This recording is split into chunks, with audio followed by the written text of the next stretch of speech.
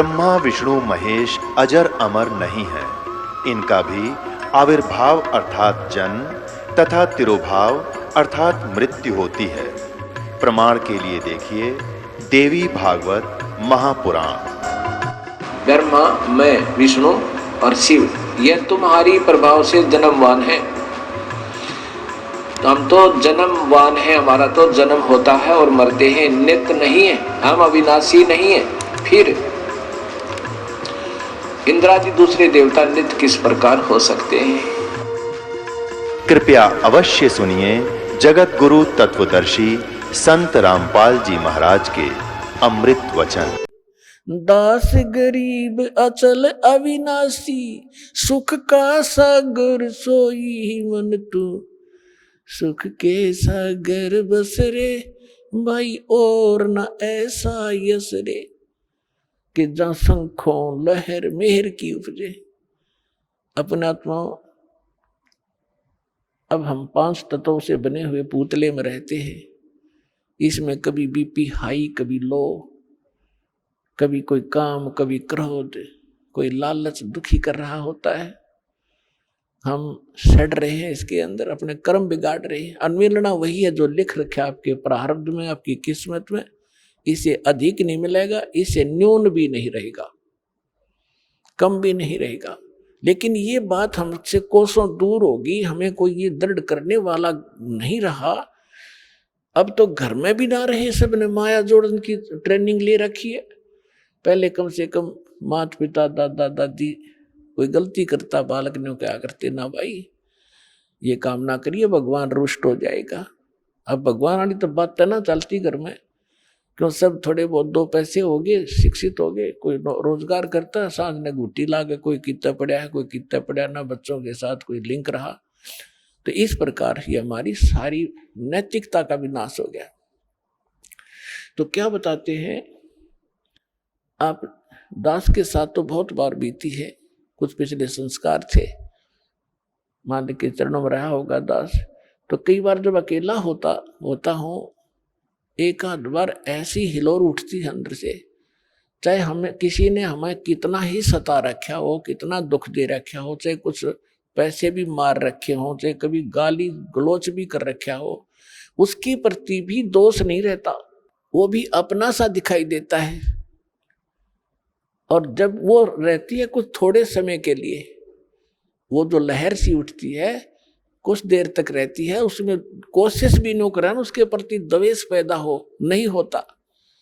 और उस लहर के जाने के बाद, उस तरंग के जाने के बाद फिर वो एक खचड़ा भरा होता है, उसने ऐसा क्यों बोला, उसने ऐसा क्यों कह दिया है, अब ये करूंगा, वो करूंगा, फलाना करूंगा। तो वो जो मेहर की लहर थी वो थी जिसमें किसी के प्रति दोष द्वेष नहीं आ रहा था। और कैर की लहर वो शुरू होगी जब आम रहती है हमारे अंदर। तो इसके विषय में बताता है कि उस सतलोक के अंदर गरीबदास साहिब जी कह रहे, शंखों लहर मेहर की उपजे और कहर नहीं जा कोई दुख है नहीं। अपने आत्मा आप यहाँ आए हुए हो, सतलोक आश्रम बरवाला जिला हिसार हरियाणा में, चाहे कोई 4 दिन से आ रहा है, कोई 10 दिन से, कोई 2 दिन से। अब यहाँ क्या दिक्कत है आपको? वो जानबूझ के अपने स्वभाववस्था आप कोई प्रॉब्लम पैदा करो, वह दूसरी बात है। किसी के साथ खसो तो यहाँ को बैठ गया, मैं बैठूंगा। यह धरती सारी एक जैसी है, एक जैसे मैट बिछ रहे, कितना चद्दर बिछा और लेट जाओ, बना बनाया खाना मिल रहा है। परमात्मा ने अपने बच्चों के लिए दूध की नदी बहा रखी और यहाँ पर सारे सदा व्रत खोल रखा, चाह की केटली भर के दर रखी, अड़ाओ गिलास पियो गटगट कीता बैठ के। तो यहाँ आपने, यहाँ क्या दुख है, क्या द्वेष है किसके साथ? तो वहां सतलोक की मिनी रिहर्सल है। वो वाला सुख तो यहाँ स्वप्न में भी नहीं है, लेकिन उसकी रिहर्सल है ये। तो जब आप वहां जाओगे, बहुत बड़ा क्षेत्र आपका अपना इंडिविजुअल है। जैसे यहाँ प्रत्येक का स्वभाव है, बड़ी कोठी हो, हैं आगे लान हो, उसमें तालाब बना हुआ हो, कहीं फुहारे चल रहे हो, बाग बगीचे हो, हैं और अंगूरों की बेल लगी हो, कभी घूमते घूमते खा लें, वहाँ सैर सपट्टा करें, कभी तालाब में नहा लें, बैठ के गप्पे मारें, कितना बैठ। तो ये यहाँ का किया हुआ तुम्हें वहां मिलेगा। अब आप स्टूडेंट हैं, मनुष्य जीवन प्राप्त प्राणी, और जो स्टूडेंट यहाँ की ये कर रहा है, यहाँ की संपत्ति जोड़ने में लग गया, वो विद्यार्थी नहीं है, वो भक्त नहीं है।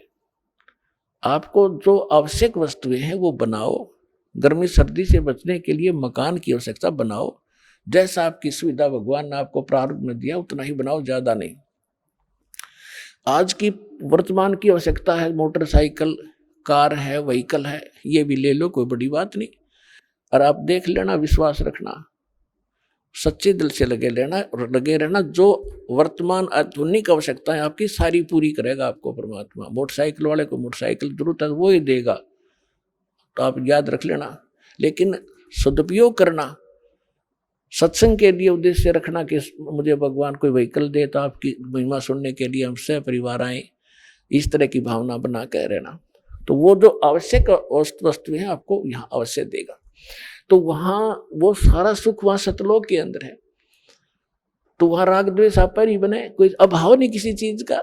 या तो चोर जब करेगा जब उसको भूखा मर रहा होगा, या उसने लोगों की तरह कोठी बनाने की होड़ लगी हुई होगी, तो तब आपकी इस ज्ञान से वृत्ति हटेगी जो हमारी एक पशु पक्षी जैसी वृत्ति थी। जैसे गोबर का भूंड हमने देखा खेतों में, गोबर का भूंड, ये पहले मनुष्य था जो घना धन जोड़ दिया बैंक में बनाने वाला, फिर वो भूंड बन गया। हमने देखा पशु गोबर कर देते खेतों में, और भूंड और भूंडनी वह दोनों पति पत्नी उस गोबर ने इकट्ठा करने में सारा दिन लगे रहे, और बना के उसके गोले और बिल में ठोक ले, और उन इकट्ठा करते करते को पशु के पैर का नीचा आकर दोनों मर जा, वो गोबर इकट्ठा करा रह गया। तो हम उसी व्यक्ति के जीव हैं जो भक्ति नहीं करते, इस ज्ञान से परिचित नहीं है। बैंक जोड़ लिया, कोठी बना ले हैं, और पता नहीं के बना कर प्लाट लेकर डाल दो, घोड़े पीछे के हो जाएंगे, कल मृत्यु हो जाए, परसों गधा बना कर वहीं घूम रहा होगा उस प्लाटों के अंदर से। तो ये इस ज्ञान से आपको, ये सत्य ज्ञान है, ये गॉड गिवन स्पिरिचुअल नॉलेज है, किसी डूम बाट के गीत नहीं है ये आपका घड़े काम आएंगे।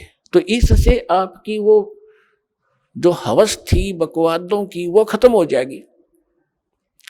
तो वो खत्म होगी, घर में बरकत आप देगा, क्यों बीड़ी शराब मांस तंबाकू हम छुटवाएंगे, वो तो हाथ लान नहीं दे, जो वाहियात का खर्चा था, और शरीर नाशक और भक्ति नाशक। और फिर ब्याह शादी में खर्च नहीं करने देंगे, फिर भक्त नहीं, जे बकवाद करेगा तो फिर पैसा चाहिएगा किस लिए तुमने, किस लिए माया के पीछे भागोगे। और जो आवश्यक वस्तु होगी भगवान आपके आगे रखेगा। जैसे माता पिता बालक के लिए सुबह दूध कटोरा भर के ले बेटा पी, जो अनजान है ले पी, तो ऐसे रखेगा आपके सामने। जब इसके हो जाओगे तुम, अभी तो आप काल की फर्द में बैठे डे हुए, उसकी रजिस्ट्री हो रही है आपकी काल के, ये परमात्मा उससे अपनी फर्द में लेगा, आपको अपने नाम करावेगा, और फिर आपको पार करेगा, आपको भक्ति देगा, मोक्ष देगा, सुख देगा।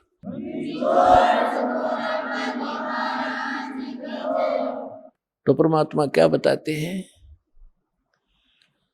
इस गंदे लोक में आपने कितने जन्म खो दिए धक्के खा के। जब आदरणीय नानक साहिब जी को परमात्मा जिंदा महात्मा के रूप में मिले थे, तब कहा था कि 60,000 बल जन्म तो पाया, जब से हमसे बिछड़े भाई 60,000 जन्म तुम पाई। कि जब से आप सतलोक से बिछड़ के आए हो पुण्यात्मा, 60,000 तो अच्छे अच्छे जन्म राजाओं के प्राप्त हो गए तेरे को, अन्य की तो गिनती नहीं कितने दुख उठा लिए। तो यहाँ क्या बताते हैं, वो सूक्ष्म वेद जो परमात्मा ने गरीबदास जी को दिया, उस परमात्मा से प्राप्त ज्ञान को और परमात्मा की महिमा को गरीबदास साहिब जी ने किस प्रकार चित्रार्थ किया है। मन तू सुख के चल रहे सुख के सागर, जहां शब्द सिंधु रत्नागर, शब्द सिंधु यानी उस सुख का सागर। अब समुद्र में जब जहाज चला जा समुद्री, रात के समय चला और पहुंच गया 200 किलोमीटर, उसके बाद समुद्र में और जहाज या जल, उस जल के अतिरिक्त कुछ नहीं दिखाई देता। इसी प्रकार सतलोक के अंदर वो सुख ही सुख है, सुख के अतिरिक्त कुछ नहीं है। तो हम वहां जाने की ट्रेनिंग और वहां जाने की ये आपको पासपोर्ट बनाते हैं यहाँ पर, कि आपकी मृत्यु यहाँ तो होएगी, यह तो आपने भी पता है, कोई ना माने वो तो महामूर्ख ही होगा कि मरा को नहीं। वो दूसरी बात है, अभी ना मरे तो सभी की इच्छा है, लेकिन मरो तो गए अंत में। और जिस संपत्ति को अपना मानने बैठे हो, परिवार को यूं आपका नहीं है, आपकी मृत्यु के बाद बनवाना, आप नाइजीरिया में जन्म लोगे और बच्चे इंडिया में, तो आपके कहाँ से हुए? काल ने रोल मार रखी, आपकी अक्ल मार रखी हमारी। तो इस परमात्मा ने हमें रोशनी दी है, ज्ञान दिया है, इसको आधार बनाकर जीना पड़ेगा अपने।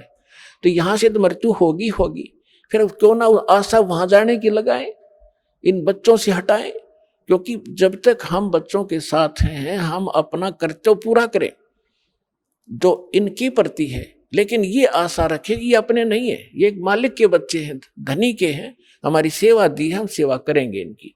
धनी के बच्चों की सेवा नहीं करता, वो भी दोषी, फिर वो नौकरी से निकाल दिया जाता। इस तरह आप अपने इस जीवन को इस आधार से रखो, और फिर यहाँ से चलने मृत्यु के समय ये रहे कि परमात्मा ने भी, सब संतों ने बताया और भगवान ने बताया, और ये दास आज गुणगार है वही कि वो, तो ये झूठ नहीं हो सकती। तो इस मन पापी को यही रहने की आदत पड़ी हुई है, इसकी ये वृत्ति हटाकर वहां जोड़ो। और जहाँ आशा ता बासा होई, मन कर वचन सुमरियो सोई। अब जहाँ की आस बना के जीवांगे, वहीं अगला कदम वहीं पर होगा आपका। तो इस ज्ञान से आप दृढ़ हो जाओगे। ये ज्ञान किसी हीर से स्टोरी नहीं है, ये परमात्मा का दिया ज्ञान है, ये झूठ नहीं है, ये सत्कर मानना। अब क्या बताते हैं, इस संसार में आपको रहते कोट जन्म तन भर मत होगे, कुछ ना हाथ लगा रे। कुकर सुकर खरबा बोरे, कौआ हंस बुगारे। कोट जन्म तू राजा की, न मिटी न मन की आशा। भिक्षुक हो के दर दर घूम्या, मिला न निर्गुण रासा। इंद्र कुबेर ईश की पदवी, बिरबावन दुमराया। विष्णुनाथ के पुर को जाके तू फिर भी वापस आया। असंग जन्म तन मरत्या होगे, जीवित क्यों न मरे रे। द्वादश मध्य महल मठ बोरे, बहुर न दे धरे रे। दोजक वस्त सभी ते देखे, राजपाट के रसिया। तीन लोक से तिरपत नाही, ये मन भोगी खसिया। सतगुरु मिले तो इच्छा मेटे, पद मिल पदे समाना। चल हंसा उस लोक पठाऊं, जो आदि अमर अस्थाना। चार मुक्ति जा चंपी करती, माया होरी दासी। दास गरीब अब पद पर से, वो मिले राम अविनाशी। ओए होए, इन चंद पंक्तियों में परमेश्वर की महिमा को कलम तोड़ बता दिया आदरणीय गरीबदास साहिब जी ने। क्या बताया है कि कोटि जन्म तन भर मत होगे, कुछ ना हाथ लग्या रे। कुकर कुत्ता, सुकर सुअर, खर गधा, और कौआ हंस बुगारे बुगला। फिर बताते हैं कोट जन्म तू राजा की न्या। ओए है, ये मिटी न मन की आशा, और भिक्षुक होकर दर दर घूम्या। ये मिला ना निर्गुण रासा, ये मार्ग नहीं मिला तुझे। आपने अच्छी साधनाएं की, जो यहाँ की दंत कथाएं हैं या वेद हैं, इनके आधार से साधनाएं की, आप राजा भी बन गए और इंद्र तक की पदवी आपको प्राप्त हुई। ब्रह्मा विष्णु महेश की पदवी भी प्राप्त कर ली, फिर भी जन्म मृत्यु आपकी समाप्त नहीं हुई। अब जैसे फिर क्या बताते हैं, जैसे क्या बताना चाहते हैं कि आप जी जैसे अब वर्तमान में प्रत्येक भक्त, जो भी नर या नारी, परमात्मा की भक्ति के बिना टिक नहीं रहा, टिक ही नहीं सकती आत्मा, क्योंकि इसको भगवान की जरूरत है। और जब से ये उससे बिछड़ी है, उसी समय इसका एहसास हो गया था कोई बहुत बड़ी अनमोल वस्तु गुम होगी तेरी। उसकी खोज या काल के लोक में हम कर रहे हैं, वो यहाँ नहीं है, वो सतलोक में है, और वहां जाकर मिलेगा। उसका साधन और तरीका ये है। तो हम इसको यहाँ, जैसे परमात्मा ने बताया कि आप ऐसे भी साधक रहे हो, घर त्याग दिया मालिक पाने के लिए, जंगल में जाकर बैठ के सूखे एक वृक्ष के नीचे। और फिर नगरी में आए, कोई भिक्षा जैसी भी आपको मिली, रोटी मिल गई 10-5, उनको ले गए। 2 रोटी सुबह खाई, 4 सामने, 2 सामने, 4 सुबह 4 सामने खा के, और बाकी बची हुईयों को वृक्ष का टांग दिया करते, कपड़े में बांध के, वो सूख जाती थी। सूखने के बाद रोटियां खराब नहीं होती।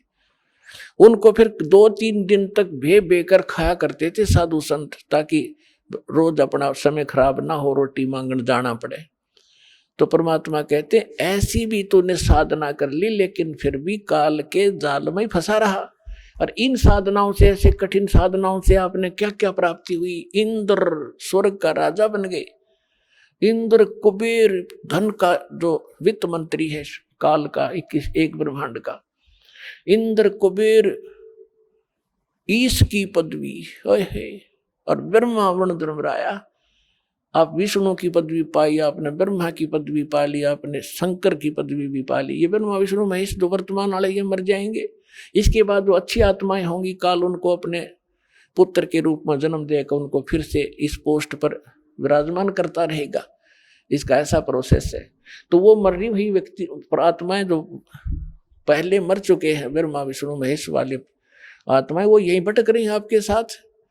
तो कहते इंद्र कुबेर ईश की पदवी ब्रह्मा वरुण धर्मराया, और विष्णु नाथ के लोक को जाके तू फिर भी जन्म वर्ण में आया, जिसको आप सुप्रीम पावर मान रहे हो जान पड़े में विष्णु जी को, तुम विष्णु के लोक में जाकर भी जन्म वर्ण में आए।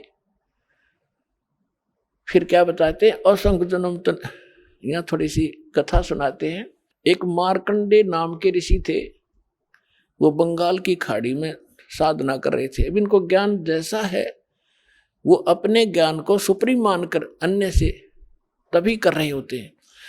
मार्कंडे ऋषि ब्रह्म के साधक थे। ओम नाम का जाप और हठ योग करना इनका एक स्वाभाविक कर्म बना हुआ है। इनको ये लोकवेद है, वैसे हठ योग किसी ग्रंथ में नहीं है, सुना सुना ऐसे ही हठ योग करते हैं।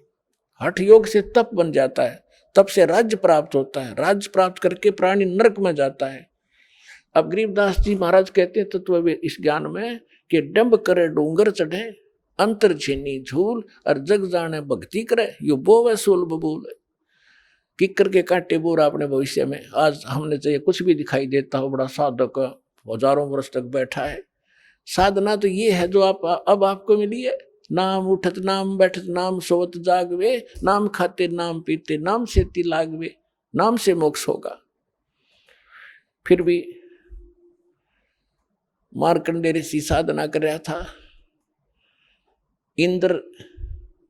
इंद्र जो है स्वर्ग का राजा, 72 चतुर्युग तक उसका शासन काल होता है। ब्रह्मा जी के एक दिन में 14 इंद्रों का शासन काल पूरा हो जाता है। 14 इंद्र। तो इंद्र की जो पदवी प्राप्त होती है वो यज्ञ से, तप से प्राप्त होती है। तो इंद्र को एक और हिदायत दी जाती है स्वर्ग के राजा को, यदि तेरे शासन काल में 72 चतुर्युग में यदि किसी ने इंद्र की पदवी प्राप्त करने योग्य तप साधना यज्ञ धर्म कर लिया, तो तुझे पद रहित करके उसको पोस्ट दे दी जाएगी। उसको ये साधना ना करने देना, उसको खंडित कराना, ये तेरी जिम्मेवारी है। तो उसको चिंता बनी रहती है कि तेरे शासन काल में इंद्र को कि कोई ऐसा तप ऐसा यज्ञ ना कर ले जिससे तेरी पदवी को खतरा हो, तुझे पद से हटाया जाए। राज के लिए तो ये लाखों सैनिक मरवा देते राजा लोग, और तो फिर राज कैसे छूटे इन पे। उसको चिंता बनी रहती है। वो अपने देवताओं की ड्यूटी लगाता है, तुम इधर भटकते रहो, तुम इधर जाओ, को तपस्या कर रहा हो तो मुझे बताओ। तो उसको पता चला कि बंगाल की खाड़ी में एक मार्कंडे नाम के ऋषि बहुत वर्षों से साधना कर रहे हैं।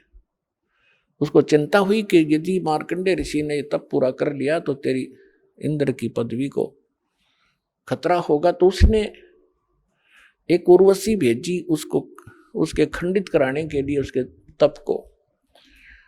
और उर्वशी को ऐसी सिद्धियां दे दी कि उसने वहां जाकर के बसंत जैसा वातावरण बना दिया। और वहां अपने आप ऐसे सुरीले घंटियां बजने लगी जैसे साजबाज बजते हैं, जैसे गानों के अंदर वो बाजे बजते हैं, साजबाज बजता है, ऐसे शुरू हो गए। और आसपास बहुत सुगंध आने लगी, हवा में शीतलता, सुंदर, बहुत सुहावनी शीतलता भर गई। और वो लड़की जो उर्वशी गई थी, मार्कंडे ऋषि की आधी आंखें खुली थी, आधी बंद थी, वो सामने डांस करने लगी थोड़ी सी दूरी पे, अपनी चटक मटक कर रही थी, बकवास जो उसने करनी होती है। मार्कंडे ऋषि ने कोई गतिविधि नहीं की। लास्ट में वो बिल्कुल निवस्त्र होगी। तब मार्कंडे ऋषि ने कहा कि हे बेटी, हे बहन, हे माई, आप यहाँ किस उद्देश्य से आए हो? आप अपने वस्त्र पहनो। अब वस्त्र पहनकर वो कहने लगी कि हे मार्कंडे गोसाई, इस बनखंड, इस डिवीजन, इस बनखंड के अंदर जितने अन्य तपस्वी थे वो तो मुझे देखकर ही डामाडोल हो गए, उनकी तो मन की दशा खराब होगी। लेकिन आपकी समाधि कौन से लोक में थी जो आप डगमग नहीं हुए? मार्कंडे ऋषि ने कहा कि जहां मेरी समाधि थी वहां पर तेरे जैसी सुंदर औरतें तो उन नाचने वालों की नौकरानी थी, मैं तुझे क्या देखूं। अब वो कहां समाधि लगाए बैठा था? ब्रह्मलोक में। पुणात्मा दास बहुत बार आपको बता चुका है, फिर भी बताते रहेंगे, क्योंकि प्रत्येक सत्संग में नए स्टूडेंट भी होते हैं। ये जितने भी लोक हैं, शिवलोक, विष्णुलोक, ब्रह्मा का लोक, ब्रह्मा जी का लोक, देवी का लोक, ब्रह्मलोक जो इसमें काल की अलग व्यवस्था है, ब्रह्मलोक, या गणेश जी का लोक, ये सब एक रेस्टोरेंट टाइप हैं। इन्होंने वहां अपने प्रत्येक लोक में रेस्टोरेंट बना रखे हैं। जैसे हिसार में रेस्टोरेंट है, तो रोहतक में है, चंडीगढ़ में है, दिल्ली में जो रेस्टोरेंट हैं वो इनसे बहुत सुपीरियर हैं, अच्छे हैं। बम्बई में रेस्टोरेंट है तो उनके चार्जेस भी ज्यादा ही होते हैं और बकवाद भी ज्यादा ही होती है। इस प्रकार स्वर्ग लोक भी एक रेस्टोरेंट है। विष्णु जी के लोक में भी एक स्वर्ग है, कॉमन स्वर्ग भी है। तो जो सुविधाएं इन अन्य लोकों में है उनसे कई गुना ब्रह्म लोक के अंदर सुंदर औरतें, ये और क्या देखें समाधि में। अपने आत्मा अभी बालक हो आप, इस सिद्धार्थ मार्ग में जैसे आप बस स्टैंड पर बैठे हो और आधा घंटा बस आने में हो, तो 3 बजे उठ कर देखोगे नो खड़ा होकर, कड़ाई कहाँ से आ गई, यू मन टेकने ना दे। और आप फिल्म देखने जाते हो 3 घंटे तक, 3 घंटे इन्हों नहीं पता लगा गई कि कहाँ कितने समय में चला गया। तो इस मन को बकवाद चाहिए, ना तो टेकने ना दे जीव ने। ये समाधि लगा कर बैठे नजर आते थे साधु और तपस्वी हमारे शरीर में। ये हमारा एक शरीर है, ये एक टीवी समझ लो, टेलीविजन, और इस टेलीविजन के अंदर चैनल लगे हुए हैं।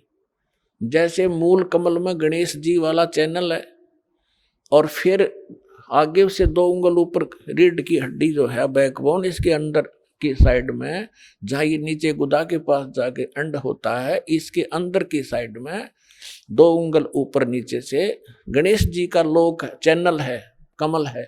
उससे ऊपर स्वाद चक्र है, सावित्री ब्रह्मा का के लोक का जो भी कार्यक्रम वहाँ हो रहा है इसमें देख सकते हैं हम। जैसे टीवी में आप जिस भी टीवी चैनल को ऑन करोगे और उसमें जहाँ का प्रोग्राम हो रहा होगा वो आप यहाँ बैठे देख सकते हैं। ऐसे फिर नाभि कमल में विष्णु और लक्ष्मी जी का, हृदय कमल में शिव और पार्वती का, कंठ कमल में दुर्गा वाला के लोक का इसमें देख सकते हैं। और सहस्रार कमल में फिर आप काल का देख सकते हैं, ब्रह्म का। तो ये क्या होता है कि ये जब समाधिस्थ होते हैं तो पूर्व संस्कारित होते हैं, जो डले ढो रहे हैं, साधना कर रहे हैं, भटक रहे हैं बेचारे, तो सतयुग त्रेता द्वापर में वो पुण्यात्माएं जन्म लेती हैं जिनकी स्वाभाविक समाधि लग जाती है। प्रत्येक आदमी की बहुत अच्छी साधना होती है, उनकी पुराने पिछले संस्कारवश उनके कमल भी थोड़े थोड़े खुले होते हैं। तो अभ्यास करने से कोई कमल खुल जाता है, तो जिस कमल में को वो देख रहा है और टेलीविजन की तरह काम कर रहा है, कहीं नाच हो रहे हैं, कहीं गाने हो रहे हैं, कहीं बाग बगीचे लहर फले फूले दिखाई देते हैं, और फिर आगे घूमता रहता। तो ऐसे ये मन यहाँ तो बैठा दिखे कि साधक 10 वर्ष बचे बैठा है, इतने समय से बैठा है, और ऊपर वो देख रहा है सैर से पट्टे कर रहा है। तो यहाँ इससे क्या होता है कि बैठने से एक भगवान के लिए बैठा है तो तप बन जाता उतना उसका, और तप से राज राज मदमानम जन्म तीसरे शुक्र समानम, तपेश्वरी सो राजेश्वरी, राजेश्वरी सो नरकेश्वरी। तो ये मार्कंडे ऋषि उस ब्रह्मलोक में बड़े रेस्टोरेंट में, बम्बई वाले कौन सा स्टार बोले, उसमें जा रहा था, और वो क्या है कि वहां पर तेरे जैसी तो उन नाचने वालों की बंदी थी, नौकरानियां थी, तुझे क्या देखूं, तेरे से कोई और सुंदर है उसको भेज। तो उसने कहा उर्वशी ने कि मैं सबसे सुंदर मैं ही हूं और इंद्र की पटरानी हूं, सची मेरा नाम है, और आप मेरे साथ चलो इंद्रलोक में, मेरी इज्जत रह जाएगी, नहीं तो मुझे दुहागन करेंगे, मेरी हंसी करेंगे, मुझे सजा देंगे कि तू हार कर आ गई। तो मार्कंडेय ऋषि जैसा जिसने जो ज्ञान है, जैसे गीता अध्याय नंबर 4 के श्लोक नंबर 25 से लेकर 30 तक यही ज्ञान दिया है गीता के अंदर, कि कोई तो योग साधना करता है, कोई स्वाध्याय करता है, कोई देवताओं की पूजा करता है, कोई श्वास उश्वास की प्रक्रिया ही करके उसी को सफल मान रहा है, और सब अब अपनी साधना को उत्तम मान रहे हैं, पापनाशक जानते हैं। वास्तविक चौथे अध्याय के 32वें श्लोक में कहा कि इन यज्ञों की, धार्मिक अनुष्ठानों की विस्तार के साथ जानकारी सच्चिदानंद घन ब्रह्म की वाणी में है, परमात्मा स्वयं आकर बताता वही है वो तत्व ज्ञान, उसमें कंप्लीट है, संपूर्ण है विस्तार के साथ। तो वो ज्ञान ये दास आपको सुना रहा है। तो मार्कंडेय ऋषि ने यही सोच रखा था कि तय जो साधना करा सबसे उत्तम है ब्रह्मलोक की। तो मार्कंडेय ऋषि ने उस उर्वशी से कहा कि आप इंद्र की पटरानी है, जब इंद्र की मृत्यु होगी, इसका तो 72 चतुर्युग तक इसका जीवन है, उसके बाद मरेगा, फिर तू क्या करेगी? उर्वशी ने कहा कि मैं 14 इंद्र वरूंगी, यानी ब्रह्मा जी के एक दिन में जितना पीरियड है तब तक मैं स्वर्ग की महारानी बनी रहूंगी। इंद्र मरता रहेगा, दूसरा आता रहेगा, वो मुझे पत्नी बनाता रहेगा, मेरा इतना समय है सुख का, स्वर्ग का। अपना आत्मा देखो, उस प्यारी आत्मा ने कभी मनुष्य जीवन मिला होगा, कोई उसने कैसी कठिन साधनाएं, कठिन तप किए होंगे, जो स्वर्ग की महारानी बनी, और इतने लंबे समय तक, और अंत में क्या होगा इसका इनको भी ज्ञान होता वहां जाने के बाद, लेकिन विकल्प नहीं था, क्योंकि कोई सतगुरु लगे न कान न बैठे वो संतरे। तो क्या कहती है, मार्कंडेय ऋषि ने पूछा कि जब इंद्र मरेगा, मृत्यु होगी, तब तू क्या करेगी? कि 14 इंद्र वरूंगी मैं, यानी नेक्स्ट इंद्र जो इस पदवी पर आएगा वो मुझे पत्नी बनाएगा, उसके साथ भी मैं ऐसे मौज मस्ती मारूंगी, स्वर्ग में रहूंगी। यानी वो महानता बता रही थी अपनी, मैं इतनी सुखी हूं, इतने समय तक सुख स्वर्ग में रहूंगी। इंद्र बोला वो 14 भी मरे, मार्कंडेय बोले कि वो 14 भी मरेंगे, फिर तू क्या करेगी? फिर भी तो मरेगी। तब वो खुद कहती है कि जितने इंद्र मैं भोगूंगी वह तो गधे बनेंगे मृतलोक में, और मैं गधी बनूंगी। फिर मार्कंडेय ऋषि बोला कि मुझे वहां क्यों ले जा रही थी तू, इसे गंदे लोक में जिसका राजा भी गधा बने मृत्यु के उपरांत, रानी गधी बने। तब उसने कहा मैं अपनी इज्जत रखने के लिए ले जा रही थी। बता, ये इज्जत की भी ठेकेदार तू 14 खत्म करेगी, हर मरने के बाद गधी बनेगी, अब भी इज्जत की ठेकेदार बनी बैठी है। तो हमारी अकल मार रखी है, काल ने बुद्धि नहीं छोड़ रखी। अब और इंद्र आ गया, हार गए वे, उनके सारे तगड़मबाजी जंतर मंत्र दाव पेच खत्म हुए। तो इंद्र ने आके स्वयं समर्पण कर दिया कि हे बंद निवाज, इंद्र की गद्दी प्राप्त करो, तुम जीते हम हारे। मार्कंडेय ऋषि ने, क्योंकि उसने ऊपरला होटल रेस्टोरेंट दिखा था, तो कह रहा क्या रे, अरे इंद्र, तेरी इंद्र की गद्दी मेरे किस काम की, मुझे नहीं चाहिए तेरा, तू रख अपनी को। और इंद्र आजा, तुझे भक्ति बता दूं, छोड़ दे इस गंदी, कल मरेगा गधा बनेगा, छोड़ इस राज को, आजा तुझे भक्ति बताता हूं ब्रह्मलोक की, ऐसे साधना कर ले। उसने ब्रह्मलोक तक का पता था। अब देखो सबके साथ अपने आत्माओं, इंद्र का राज्य की ये स्थिति है। क्या कहता है कि हे महाराज जी, अब तो मुझे राज करने दो, फिर कभी देखूंगा। फिर खाक देखा गधा बने पास, फिर तो कुमार देखेगा तने। यह अकल है हमारे अंदर ने, क्योंकि वो छूटती को नहीं, वो बकवाद। अब आप किसी कोई सुख से जीवन जी रहा है, थोड़ा बहुत कोई अधिकारी कर्मचारी बना हुआ है, और उसको जाकर समझाने की चेष्टा, हमने दास का तो बिटर एक्सपीरियंस है जब इस मार्ग को स्टार्ट किया। जो खास ऐसे लगते थे कि मेरी हर बात को मानते थे और अवश्य स्वीकार करेंगे, वह भी काल के प्रभाव से कति मरोड़ी खा गए। तब उनसे समझाता था कि कल ने आप इस जीवन को बर्बाद करके गधे बनोगे। तो पहले तो ये क्या कहते थे, किसने देखा गधे बनेंगे। फिर हम बताते थे जैसे अंधा गलत मार्ग जा रहा है, बाग की बजाय जंगल में जा रहा है, और उसको कोई आंखों वाला कहे कि भाई सूरदास आप गलत रास्ता आ रहे हो, कहाँ जा रहे हो, कहता हूँ बाग में जा रहा हूँ। नहीं, बाग नहीं है, इधर तो भयंकर बियाबान है, इसमें हिंसक जानवर है, तुझे खा जाएंगे पाड़ के, आप वापस जाइए और इधर हो जाए, बैक जाइए। और वो अंधा नो का किसने देखा है, देखी जाएगी है, कोई बात है, अंधे न दिखता ना, आंखें लगी वो मानने ना, तो मर बाड़ में पड़ कुएं में जा, फिर उस बड़ में वो काम तो होगा ही होगा जो बता रहा आंखों वाला। तो ये जितने संत थे ये आंखों वाले थे, जिनको भगवान मिले, दास ने जिनके अभी शुभ नाम आपको सुनाए। इन महापुरुषों ने हमें मार्गदर्शन किया है कि कोट जन्म तन भर मत होगे, कुछ ना हाथ लगा रे, कुकर सुकर खरवा बोरे, कौआ हंस बगारे। कालजा पाट जाए जब, जिस दिन आपकी अकाल की भांग उतर जाएगी, कुत्ते गधे सुअर बन जाओगे। आज तो आपका दस्ती को ना काम बन जाओगे, कुछ समय पर टूक मिल रहे हैं, अच्छा बढ़िया कोठी मिल गई और समझना रिया कहानी बिगड़ेगी, मृत्यु के तुरंत मृत्यु हुई, और फिर वो काम आपका तैयार है जो संतों ने पहले बता रखे। तो वो क्या कहता है, जिसे हम समझाया करते, देखी जाएगी, किसने देखा। अरे देखा जिन्हें वो बता रहे हैं, वो मूर्ख थोड़े ही थे।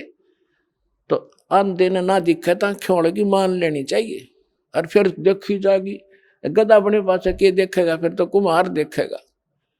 अपना देखना देखना तो अब है, बुराई छोड़ सत्ज्ञान ग्रहण कर, गलत साधना भी त्याग, और सतलोक आश्रम बरवाला जिला हिसार में और कल्याण करा।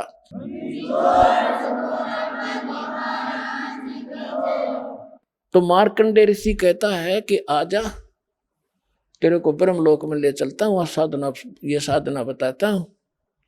इंद्र बोला फिर देखेंगे महाराज जी, तुमने मौज करने दे। यहाँ सब की अकल मार रखी है, थोड़ा सा सुखना छूटता रहा, अगले पहाड़ जैसा दुख नहीं दिखता। तो जब हमारी अकाल की भांग उतर जाएगी, कबीर साहब कहते हैं, कबीर ये माया अटपटी सब घटानड़ी, और किस किस ने समझाऊं या कुआ भांग पड़ी। अब जिस तो बात करो सब वाय बोली बोलेगा। जैसे किसी ठेके पर देखो, शराब वाले पे शाम के समय 5-7 घुटी ला का आ रहे हो, और उन तो बात करो, कहाँ गया ना, मौज मार के आया हूँ। दूसरे करोगे वो भी ये भाषा बोलेगा, और ऐसे लड़खड़ा के चलेंगे। सबकी एक जैसी चाल, एक जैसी भाषा होगी। तो जिसने या काल की भांग पी रखी है, सब यही भाषा प्रयोग करेंगे, वो बोल ही नहीं सकते दूसरी, उनके बस की बात नहीं। तो इस सत्संग से, इस तत्व ज्ञान से, ये एंटीबायोटिक जो कैप्सूल आपको खिलाए जाएंगे, इससे अब भांग उतरेगी, और फिर यूं पता लगेगा गधे बनेंगे। अब नशा उतरने पाछा पता लगा आदमी ने कि रात ने कहाँ पड़ा था कुरड़ियों पर गंद में, उसको देख देख कर भी गलानी बनेगी, सचमुच शराब पी के यहाँ गिरा था मैं रात को। तो उस समय आपको आभास होगा। तो इन आंखों वालों ने बताया है। अब वही क्या बता रहे हैं कि असंग जन्म तन मरता होगे, जीवित क्यों न मरे रे। अब असंग जन्म मरते होगे। जीवित मरना क्या है? जीवित ही एक तो ये है कि आप किसी की इस माया की जो होड़ है, कोई कोठी बना रहा है, कोई कुछ कर रहा है, कोई बिजनेस बड़ा कर रहा है, कहते इसकी रीस ना करो। अपने भगवान की आप सतिथि देख लो। एक झोपड़ी में रहा करते थे, कपड़ा बन के अपना रोजी रोटी चला रहे थे, जमीन पर बैठा कर कपड़ा बनाते थे। अब वो क्या कहना चाहते हैं कि अगर वो उन कोठी बंगले आने की रीस करते थे, एक वचन से बना लेते, एक महल देखने जोगा, सारा संसार देखना आवे। लेकिन इस लोक में फिर हम भी फिर वो एक कोठी गार्डन में लगे रहते, वो तो अपने वचन से बना लेते। तो उन्होंने झोंपड़ी बनाकर टाइम पास इसलिए कर असल करके दिखाया, इस गंदे लोक में इतना भी पर्याप्त है। घर ते 3.5 हाथ, गणाते 3.25, और कहे कबीर साहब कहते हैं, क्या क्या चढ़ावे मैडिया लंबी भी तू सार, और घर ते 3.5 हाथ, गणाते 3.25। एक रोहतक के अंदर एक वो बनाया था, उसने मार्केट बड़ा बनाया था, एक उसमें मार्केट सी बनाया था, दुकानें बना रहा था, और क्या बता रहा था कि 5 लाख रुपए महीने का मुझे, सन 1980 50 88 89 की बात है, 5 लाख रुपए महीने का नीचे के फ्लोर का किराया करेगा, और 3-4 मंजिल बनाऊंगा। आज के तो मेरे ख्याल 50 लाख कह सकते हैं उनको। और वो बनाते बनाते उसका लेंटर डला था, और महीने की उनकी तनख्वाह दे रहा था, वो देकर तनख्वाह, जो नौकर लगे हुए थे वहाँ, मजदूर सेवादार, उनको तनख्वाह देकर वो अपनी गिन रहे थे, और वो नहाने लग गया वहीं पर। गर्मियों का दिन था, टूटी चला गया, नहा के तय मंद बांधा था भगत ने, और जब बलो डिग के गिर गया हार्ट अटैक हो गया, चाट ले उसको ठीक ने। परमात्मा कहते, कहाँ चढ़ावे मैडिया लंबी भी तुषार, गर्त 3.5 हाथ, गणाते 3.25। कहने का भाव ये है कि यहाँ इस ज्ञान से आपको पता चल, एक तो ये जीवित मरना है कि हमने लोगों की इन बकवादों की रीस नहीं करनी, नकल नहीं करनी। और दूसरा वास्तविक ये मरना है कि जैसे जिस कर्म को, जिस क्रियाओं को, जिस धन को, जिस घर को और जिस व्यवसाय को आप छोड़कर सत्संग में नहीं आना चाहते, ये सोच लेते हो कि वो हानि घनी हो जाएगी, या भूल लाग रही आपके। सत्संग मानते हैं और भगवान के लिए चलता आदमी, उसके तो सुख होया करे, और थोड़ी बहुत हानि भी होती है तो ना जाने के बिजली गिरनी थी, वह थोड़े में टलेगी, ये सत्कर मान लेना। तो जैसे वहां से चलते हैं तब चला जाएगा। न्यू सोच ले, जैसे एक नाइट सर्विस में जा रहा था भगत, नाइट सर्विस में गया था और वापस आना था उसने, कोई घना जरूरी काम था, इसलिए रात की सर्विस पकड़ी। वह नाइट सर्विस की बस एक्सीडेंट हो गया और वो मर गया, मृत्यु को प्राप्त हो गया। अब वह जल्दी भी गई, वह जरूरी काम भी रह गया। अब जैसे नो सोच ले परमात्मा के मार्ग पर यहाँ आने के लिए कि जैसे आज हमारी मृत्यु हो जाए, तो जिसके लिए हम सत्संग में भी नहीं आना चाहते वो भी गया, वो तो फिर कतिये खत्म हो गया। तो ये सोच कर यहाँ चल पड़ा कि नो सोच लो मेरी मृत्यु होगी आज, और 3 दिन 4 दिन आप आ जाओ यहाँ मृतक हो गए। अब 3 दिन में 4 दिन में यदि कोई हानि होती है तो फिर जाके संभाल लेंगे उसने, वैसे तो होगी नहीं। परमात्मा आपको घना सारा देगा, और जब परमानेंट टिकट कट गई फिर क्या करोगे, फिर भी तो रहेगा सारा काम धरा। तो इस प्रकार आप यहाँ आओ तो न्यू सोच लो कि भी मर गए, ये तो कभी भी हो सकता है, यू काम है। और वो जिसके लिए आप भगवान से भी दूर होना चाहते हो और सत्संग भी सुनने की टाइम नहीं है, और कल को कोई उत्सुक होगी तो फिर क्या करोगे, फिर परमानेंट गए, फिर उन्हें कभी नहीं संभाल सकते जिसके ऊपर आप भगवान से भी दूर हो रहे हो। तो यहाँ बताते हैं आप न सोच लो 3 दिन मर गए, 3 दिन के बाद क्यों बिगड़ेगा तो फिर संभाल लेंगे अपना 2 महीने फालतू करके, उसको फिर सेट कर देंगे और परमात्मा साथ देगा आपको। ये विश्वास करना, आपको राहत थोड़े से दिन में दिखाई देगी। जैसे आपने आज कोई बीज बोया है, आम की गुठली, अब वो बोई है, सही बीज है, आपका प्रोसेस ठीक है उसको उपजाने का, तो उसका टाइम लगेगा थोड़ा अंकुर भी आने में। तो कबीर साहब कहते हैं धीरे धीरे रे मना, धीरे सब कुछ हो, माड़ी सींचे सोगड़ा, समय आई फड़ो। तो टाइम दो भगवान ने थोड़ा सा, और फिर देखना आपके पड़ोसी भी देखा करेंगे इनके किया गया, ये सब कितना हो इनके घर में धन है, कहाँ से बरकत हो रही है, ये काम भी करते ना दिखते, रोज सत्संग में खड़े रहते हैं। तो पुण्यात्मा ये समर्थ है।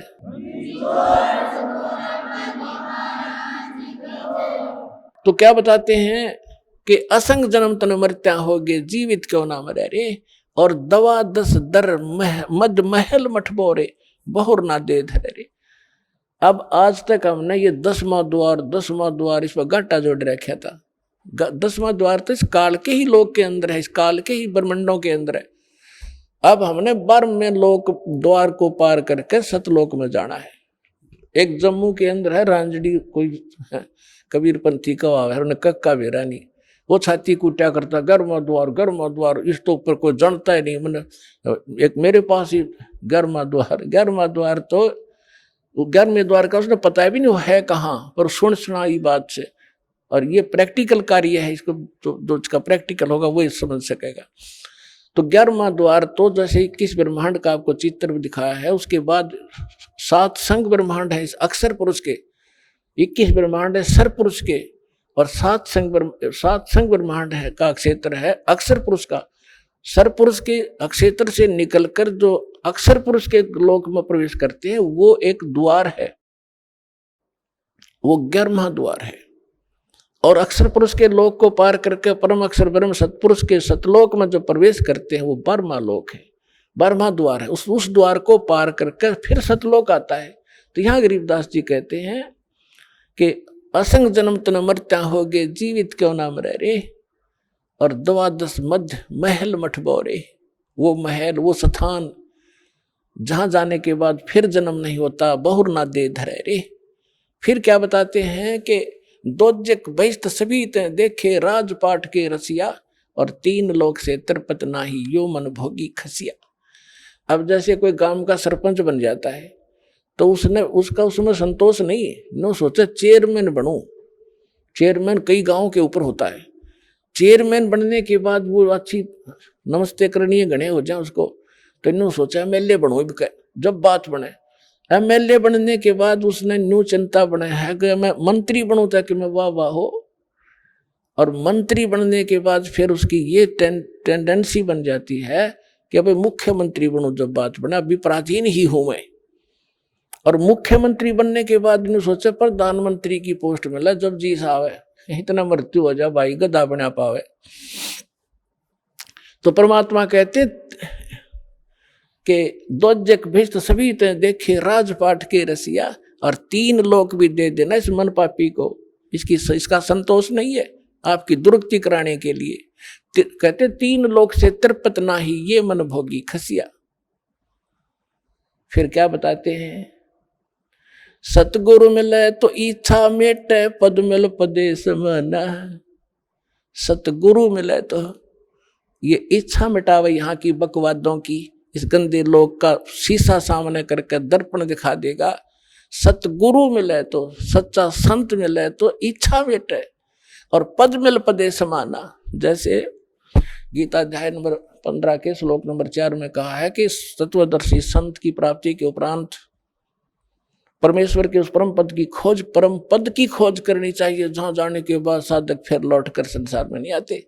अब ये सूक्ष्म वेद उस गीता और वेद और इनके ज्ञानों से भी परम गूढ़ ज्ञान है इसके अंदर। इसमें क्या बताया गरीबदास साहिब जी ने कि सतगुरु मिले तो इच्छा मिटे, और पद मिल पदे समाना। पद माने पद्धति, ये कोड वर्ड है संतों के। एक राइट यानी करेक्ट, एक्यूरेट और सही जो पद्धति मिलेगी, भक्ति की विधि मिलेगी, वो पद मिले। पद मिल पदे समाना, फिर कौन से पद में समा जाओगे, जहां जाने के बाद साधक फिर लौटकर कभी संसार में नहीं आते। सतगुरु मिले तो इच्छा मिटे, और फिर सतगुरु मिलेगा तो वो पद्धति भी सही बताएगा, और जिस पद्धति से फिर वो परम पद प्राप्त होगा, जाने के बाद साधक फिर लौटकर कभी संसार में नहीं आते। सतगुरु मिले तो इच्छा मिटे, पद मिल पदे समाना, और चल हंसा उस लोक पठाऊं। गीता अध्याय नंबर 18 के श्लोक नंबर 62 में कहा कि परमेश्वर, अर्जुन तू सर्वभाव से उस परमेश्वर की शरण में जा, उसकी कृपा से तू परम शांति को और उस सनातन शाश्वत स्थान को, सनातन परम धाम को प्राप्त होगा, अमर धाम को प्राप्त होगा। सतगुरु मिले तो इच्छा मिटे, पद मिल पदे समाना, और चल हंसा उस लोक पठाऊं, जो आदि अमर स्थान है, जो शाश्वत स्थान है। फिर वहां क्या सुख है? चार मुक्ति जा चंपी करती माया होरी दासी। ओए होए, जो यहाँ की चौथी मुक्ति है वो भी नाशवान है, लेकिन वहां तेरे चरणों में सदा सुख उससे भी अधिक पड़ा रहेगा। तेरे हाजिर नौकर की तरह खड़े रहेंगे ये सुख। चार मुक्ति जा चंपी करती माया होरी दासी, दास गरीब अभय पद पर से, वो मिले राम अविनाशी। ओए होए, परम अक्षर उत्तम पुरुष तु अन्य परमात्मा इति उद्धारते, ये लोग धर्म आविश्य विवर्ती अवैश्वर है। कहते वो अविनाशी परमात्मा मिलेगा और चार मुक्ति तेरे चरणों में सदा पड़ी रहा करेंगी। तो वो साधना इस दास के पास है, उपलब्ध करो और अपना कल्याण कराओ। बोलो सतगुरुदेव की।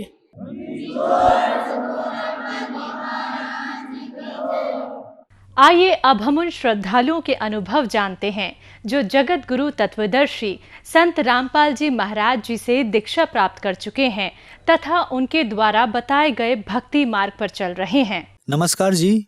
नमस्कार। क्या नाम है जी आपका? मेरा नाम रंजुक्ता मेहर है। रंजुक्ता जी, आप कहाँ से हैं? मैं झारसुगुड़ा जिले उड़ीसा स्टेट से हूँ। संत रामपाल जी महाराज से नाम दीक्षा आपने कब ली? संत रामपाल जी महाराज से मैंने नाम दीक्षा 25 जनवरी 2013 को ली थी। संत रामपाल जी महाराज से नाम दीक्षा लेने से पहले आप क्या भक्ति साधनाएं करती थीं? संत रामपाल जी महाराज के शरण में आने से पहले मैं सारे देवी देवताओं की पूजा करती थी, जैसे ओडिशा में करते हैं सारे तीर्थ व्रत जो भी है साधना, सारी साधना करती थी। और व्रत भी रखती थी हमेशा, कभी सोमवार का व्रत रखती थी, कभी मंगलवार का, कभी शुक्रवार का।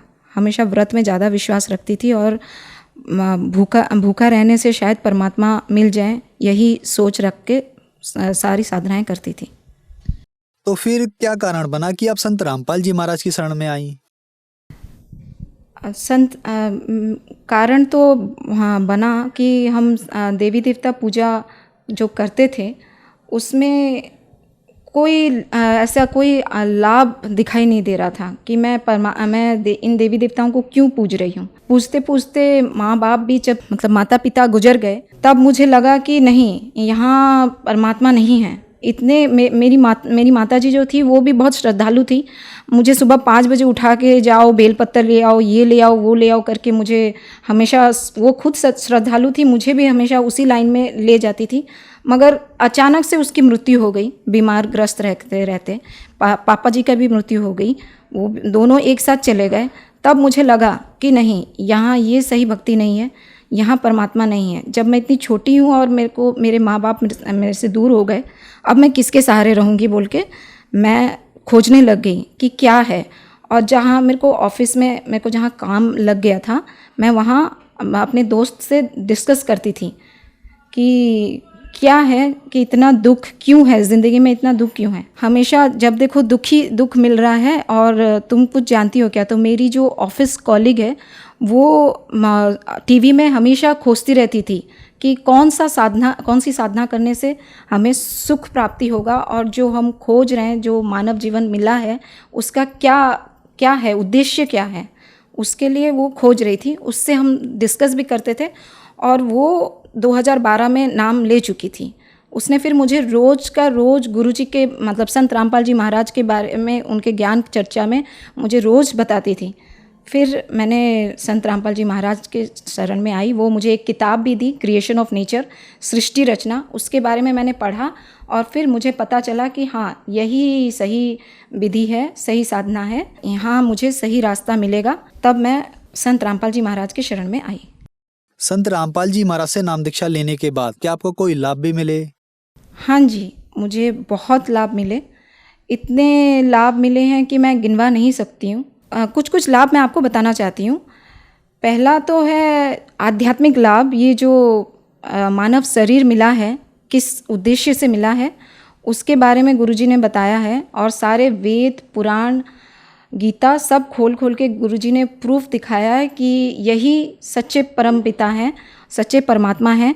वेद पुराण सब में प्रमाण दिखाते हैं कि कबीर साहिब भगवान हैं और यही सच्ची भक्ति है, सच्ची रास्ता है। दूसरा है शारीरिक लाभ। शारीरिक में मैं बहुत बीमार रहती थी, हमेशा बीमार ही रहती थी। हर 2 दिन के बाद मुझे बीमार अटैक हो जाता था और मैं हमेशा डॉक्टरों के पास जाती रहती थी। मम्मी पापा ना रहते हुए मेरे भाई बहन भी मुझसे मतलब फेडअप हो गए थे कि ये कितना बीमार पड़ती है, इसको जल्दी शादी करके इससे छुटकारा मिल जाए तो बहुत सही रहेगा। उन्होंने ऐसे सोच के मुझे शादी भी करवा दिया। फिर भी मैं हमेशा बीमार पड़ती थी। संत रामपाल जी महाराज के शरण में आने के बाद मेरी वो बीमारी और वो सर दर्द कहाँ चला गया मुझे पता नहीं चला। बस वो जो गुरुजी मंत्र देते हैं, उस मंत्र का उच्चारण करते करते मेरी सारी बीमारी, सारी शारीरिक कष्ट दूर होते गए। और आर्थिक लाभ भी मुझे हुए। आर्थिक लाभ इस तरह हुए कि मैं गवर्नमेंट ऑफ ओडिशा में एम्प्लॉय हूँ as a sub divisional social security officer. आज ये पोस्ट मुझे परमात्मा की देन से ही मिली है, संत रामपाल जी महाराज के देन से ही मिली है। मैं एक छोटा सा जॉब ही करती थी गवर्नमेंट ऑफ ओडिशा में और वहाँ से संत रामपाल जी महाराज ने 11 साल में प्रमोशन करवा दिया और 6 साल कॉन्ट्रैक्चुअल के बाद 5 साल रेगुलर में मुझे प्रमोशन करवा दिया। ये गवर्नमेंट ऑफ ओडिशा एम्प्लॉयज़ के लिए बहुत आश्चर्यजनक बात है। वो हमेशा पूछते रहते हैं कि क्या हुआ, तेरा प्रमोशन कैसे करवाया, तुम अपने घूस वगैरह दे के प्रमोशन करवा दिया क्या? तो मैं बोलती थी कि ये मेरे संत रामपाल जी महाराज के दया से हुई है। आप लोग नहीं समझ पाओगे। आप लोग कभी गूगल में सर्च मार के देखिए www.jagatgururampalji.org में, तब आपको पता चल जाएगा कि मैं कौन सी साधना करती हूँ और मैं किसके शरण में हूँ और किनका आशीर्वाद मेरे ऊपर है। आर्थिक में मैं और भी लाभ बताना चाहती हूँ। मैं एक भाड़े के घर में रहती थी। आज संत रामपाल जी महाराज की दया से मेरा प्लॉट होके, मेरा घर बन के, सब कुछ संत रामपाल जी महाराज ऐसे करवा दे रहे हैं कि जैसे मतलब मुझे लग रहा है कोई अपने आप ही हो रहा है। सारा चीज़, सारी सुख सुविधाएं अपने आप होते जा रहे हैं। इतने सुख मिल रहे हैं कि मैं उसका वर्णन नहीं कर सकती। आप जितना भी पूछिए मैं उनका वर्णन नहीं कर सकती। मुझे जो समस्या रहती थी, हमेशा संत रामपाल जी महाराज हमेशा आके प्रकट होके, वो खुद प्रकट होके मेरी सारी समस्याएं दूर होती थी। जैसे मेरी बच्ची का पैदा होने का वक्त था, डिलीवरी का वक्त था, तो वो बच्चा का सर पूरा ऊपर घूम गया था और डॉक्टर बोले कि या तो माँ बचेगी या बच्चा। लेकिन हम संत रामपाल जी महाराज के आश्रम में फ़ोन करवाए और वहाँ पे संत रामपाल जी महाराज से अरदास लगाया कि परमात्मा ऐसा ऐसा स्थिति है। तो संत रामपाल जी महाराज बोले कि आप ऑपरेशन करवाओ, कुछ नहीं होगा। और वही ऑपरेशन टेबल में संत रामपाल जी महाराज खुद प्रकट होके वहाँ पे मेरे बच्चे और मेरी दोनों की जान बचाई। डॉक्टरों ने साफ साफ बोल दिया था कि या तो माँ बचेगा या बच्चा बचेगा, लेकिन संत रामपाल जी महाराज के दया से हम दोनों जीवित सही सलामत निकल गए वहाँ से। और मेरा बच्चा आज बहुत स्वस्थ है और आप उसे देख सकते हैं। वो 3 साल से नाम दीक्षा ली हुई है और वो भी उनके शरण में है। रंजुक्ता जी, जैसे कि आपने बताया कि संत रामपाल जी महाराज ने आपको वेदों से, कुरान से, पुराण से सब में दिखा दिया कि कबीर साहब जी ही भगवान है। अगर कबीर साहब जी ही भगवान है तो ब्रह्मा विष्णु महेश ये कौन है फिर? ब्रह्मा विष्णु महेश ये भी भगवान ही हैं, लेकिन ये अपने लेवल तक भगवान हैं। जैसे हम एक राज्य में देखते हैं मंत्री हैं, फिर मुख्यमंत्री हैं, फिर प्रधानमंत्री हैं। उनके अलग अलग लेवल हैं कि कौन से स्तर में किसका पावर कितना है। वैसे ही ब्रह्मा विष्णु महेश के भी उनका लेवल अलग है, लेकिन सारी सृष्टि के जो मालिक हैं वो कबीर परमात्मा हैं। उनके अलावा और कोई भी नहीं है। जो हम बोलते हैं गॉड इज़ वन, ये ही है, God is one, Kabir is God, Kabir is the only supreme God. Ranjukta ji, आप एक अधिकारी हैं और आपने इतनी दूर हरियाणा में संत रामपाल जी महाराज से नाम दीक्षा ली। कहते हैं कि संत रामपाल जी महाराज से जो भी श्रद्धालु नाम दीक्षा लेते हैं वह अंधश्रद्धा के तहत जुड़ते हैं, क्या ये बात सही है? नहीं, ये पूरा गलत है। मैं एक पढ़ी लिखी लड़की हूँ और मैं कोई अंधविश्वास से नहीं जुड़ी हूँ। मैंने विथ प्रूफ, मैंने सारे बुक्स को पढ़ा, सारे वेदों कुरान सबसे मेल किया। संत रामपाल जी महाराज के जो सत्संग आते हैं वो सत्संग देखते समय मैं खुद गीता को खोल खोल के उनसे मेल करवाई। जो संत रामपाल जी महाराज ज्ञान देते हैं अपने सत्संगों में वही एग्जैक्ट है जो हमारे गीता में लिखा हुआ है। लेकिन हमारे जो उड़ीसा के वासी हैं वो बुक पढ़ना ही नहीं चाहते हैं, कुछ सुनना ही नहीं चाहते हैं, तो हम उनको क्या समझाएं, कैसे बताएं कि ये संत रामपाल जी महाराज स्वयं कबीर परमात्मा के रूप में आए हैं, एक भगवान की तरह आए हैं। रंजुक्ता जी, उड़ीसा में देवी देवताओं की और श्री भगवान जगन्नाथ की पूजा बहुत ज्यादा की जाती है। क्या संत रामपाल जी महाराज देवी देवताओं की पूजा छुड़वाते हैं? नहीं, ये बहुत ही गलत धारणा है कि संत रामपाल जी महाराज देवी देवता छुड़वाते हैं। ये संत रामपाल जी महाराज जो मंत्र देते हैं वो उन्हीं देवी देवताओं के ही देते हैं। जैसे कोड वर्ड देते हैं, जैसे हम एक कुत्ते को या भैंसे को बुलाएंगे, उसको उसकी आवाज़ से आ जाओ कुत्ता बोलने से नहीं बोलेंगे, उसका कुछ टोन होता है। अगर हम उस टोन में बुलाएंगे तो वो आपकी तरफ ही पलट के देखेगा। उसी तरह संत रामपाल जी महाराज हमको वो देवी देवता के कोड वर्ड्स बताते हैं जिससे डायरेक्टली हम कांटेक्ट में आ जाते हैं। हम उन मंत्र उच्चारण करके हम उन देवी देवताओं को कुछ ना भी मांगें तो वो खुद ब खुद हमें हमारे फल देने के लिए वो आकर्षित होते हैं। वो हमारे तरफ आकर्षित होकर हमें आशीर्वाद देने में मजबूर हो जाते हैं। रंजुक्ता जी, जो दर्शक आज आपको टीवी पर देख रहे हैं, खास करके उड़ीसा वालों के लिए आप क्या कहना चाहेंगी? जो मुझे आज देख रहे हैं या जो बाद में देखेंगे, मेरे परिवार वालों से, उड़ीसा वासियों से सबसे निवेदन है कि प्लीज़ एक बार सत्संग देखिए, एक बार किताब पढ़िए संत रामपाल जी महाराज का। आजकल हर चैनल में गुरुजी के सत्संग आ रहे हैं, यूट्यूब में, गूगल में, सब में आप सर्च मार सकते हैं। संत रामपाल जी महाराज भी आप लिख देंगे तो उनके सत्संग आ जाते हैं। आजकल हर कोई एंड्रॉयड मोबाइल यूज़ करता है। आप अपने मोबाइल से अभी भी टाइप करके देख सकते हैं कि संत रामपाल जी महाराज के ज्ञान क्या है, उनके सत्संग कैसे आते हैं। आप उन्हें सुनिए, एक बार सुनिए, 2 बार सुनिए, कुछ तो सुनिए। अगर सुनेंगे तभी आपको पता चलेगा। और आप किताब मंगाइए, किताब सारी भाषाओं में आ रही है। आप उड़ीसा में रहते हैं, ओडिया जानते हैं, ओडिया भाषा में आती है ज्ञान गंगा किताब, उसको आप मंगाइए, पढ़िए। ज्ञान अगर सही है तो आप ज़रूर आएंगे। ज्ञान सही ही है, अगर सही नहीं है, सही ही है, सही ज्ञान है, तभी हम आए हैं। हम मतलब किसी के मतलब भेड़ भैंसों के जैसे उसके पीछे नहीं आए हैं। हम विथ प्रूफ देख के आए हैं। The true way of worship is this is the one and only in under the initiation of संत रामपाल जी महाराज। संत रामपाल जी महाराज से नाम दीक्षा कैसे प्राप्त की जा सकती है? आजकल सारे टीवी चैनलों में सत्संग आ रहे हैं। सारे सत्संगों में एक येलो स्ट्रिप चलती है या जिसको पीली पट्टी कह सको, वो चलती रहती है सत्संग के दौरान। आप उन नंबरों में कांटेक्ट कीजिए और वहाँ से आपको पता चल जाएगा। क्योंकि आज संत रामपाल जी महाराज की दया से हर एक ज़िले, हर एक स्टेट में नामदान केंद्र है। आपको इतनी दूर हरियाणा जाना नहीं पड़ेगा। आप वहीं से अपने घर के नज़दीक से ही नामदान केंद्र से आप नाम दीक्षा लेके अपना कल्याण करवा सकते हैं। धन्यवाद जी। सत साहिब।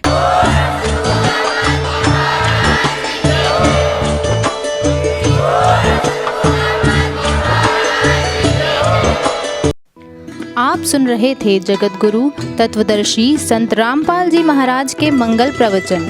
अधिक जानकारी के लिए संपर्क करें।